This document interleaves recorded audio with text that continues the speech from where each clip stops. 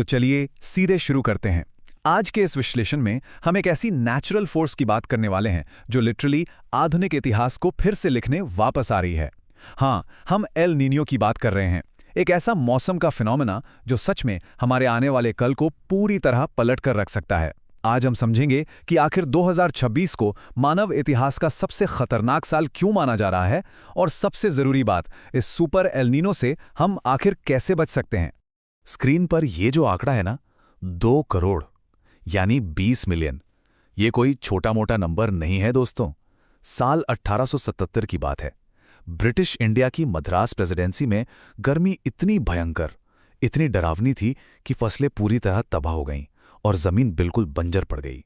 बस एक साल, सिर्फ एक साल के भीतर लगभग 2 करोड़ लोगों ने अपनी जान गंवाई। सोचिए, सड़क, गांव, हर जगह इस एक्सट्रीम मौसम का खौफनाक असर था। लेकिन यहां एक बड़ा सवाल उठता है, आखिर अचानक से इतनी बड़ी तबाही आई कहां से? और सबसे हैरान करने वाली बात क्या है पता है? ये तबाही सिर्फ इंडिया तक सीमित नहीं थी, बिल्कुल नहीं। ये एक मैसिव ग्लोबल कैटास्ट्रोफी थी। उसी साल चाइना में करीब 2 से 3 करोड़ लोग मारे गए। ब्राजील में ऐसा अकाल पड़ा जहां 2 लाख लोगों की जान चली गई। इजिप्ट, मोरक्को और अफ्रीका के अलग अलग हिस्सों में बिल्कुल ऐसी ही तबाही मची थी।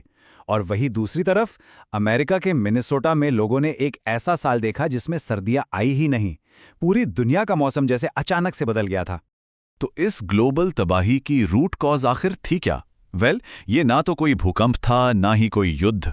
ये एक नेचुरल फिनोमेना था जिसकी शुरुआत हजारों किलोमीटर दूर पैसिफिक ओशन यानी प्रशांत महासागर के एक छोटे से हिस्से में हुई थी।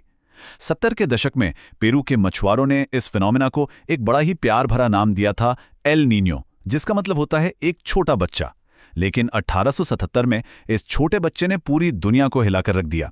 देखिए, होता क्या है ना, जब ओशन के सरफेस का पानी आमतौर से ज्यादा गर्म हो जाता है तो ये हमारे प्लैनेट की हवा, बारिश और मौसम के हर एक पैटर्न को पूरी तरह बदल देता है।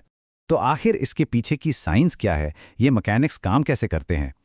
नॉर्मल हालत में देखा जाए तो ट्रेड विंड्स गर्म पानी को ऑस्ट्रेलिया की तरफ धकेलती है, जिससे वहां भारी बारिश होती है और साउथ अमेरिका के पास ठंडा पानी ऊपर आता है। लेकिन एल नीनो के दौरान कहानी पलट जाती है। ये विंड्स कमजोर पड़ जाती हैं, गर्म पानी ईस्ट में ही रुक जाता है और इसका नतीजा, जो बारिश ऑस्ट्रेलिया और एशिया में होनी चाहिए थी वो शिफ्ट हो जाती है, जिसका सीधा और बहुत बुरा असर होता है हमारे मॉनसून पर। सूखा, हीट वेव्स और तबाही। आगे बढ़ते हैं और बात करते हैं the 2026 threat, a historic convergence की। अब देखिए, इसमें सबसे ज्यादा डेंजरस बात आखिर क्या है? वो है इसकी टाइमिंग।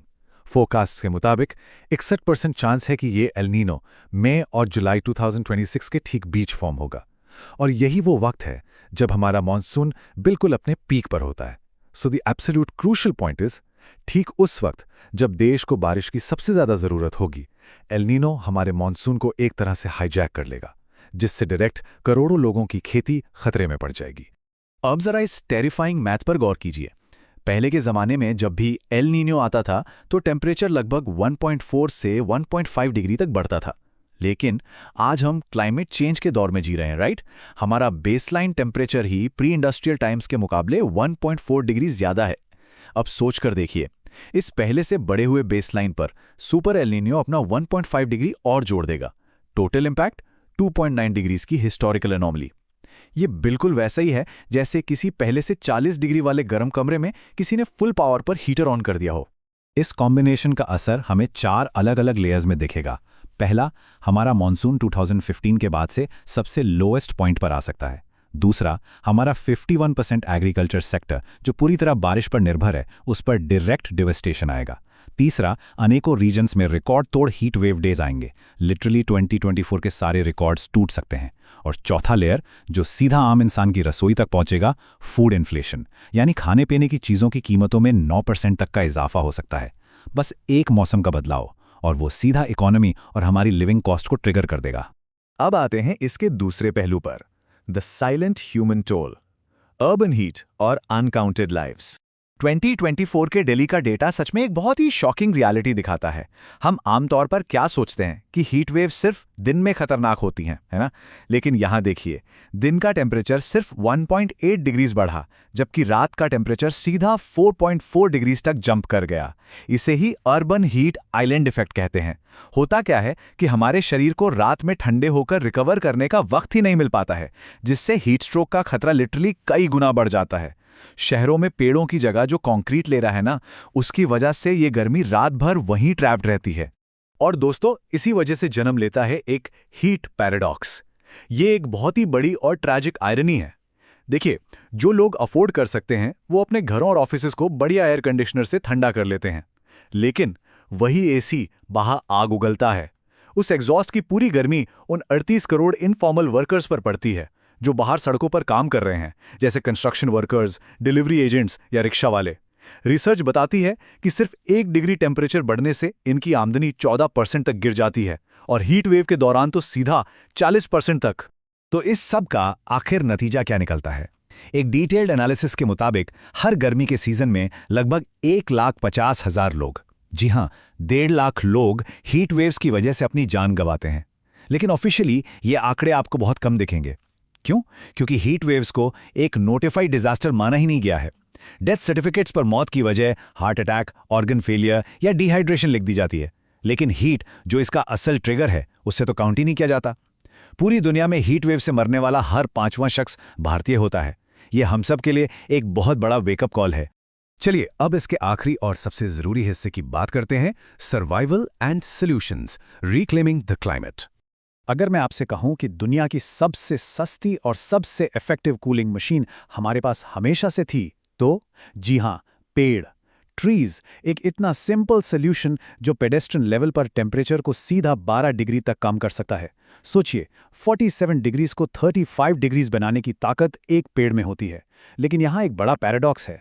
अर्बन डेवलपमेंट और माइनिंग प्रोजेक्ट्स के नाम पर हजारों लाखों हेक्टेयर पुराने जंगल्स आज भी बड़ी तेजी से काटे जा रहे हैं। हम अपने ही नेचुरल कूलिंग सॉल्यूशंस को डिस्ट्रॉय कर रहे हैं, ठीक उस वक्त जब हमें उनकी सबसे ज्यादा जरूरत है। तो ऐसे में हमें क्या करना चाहिए?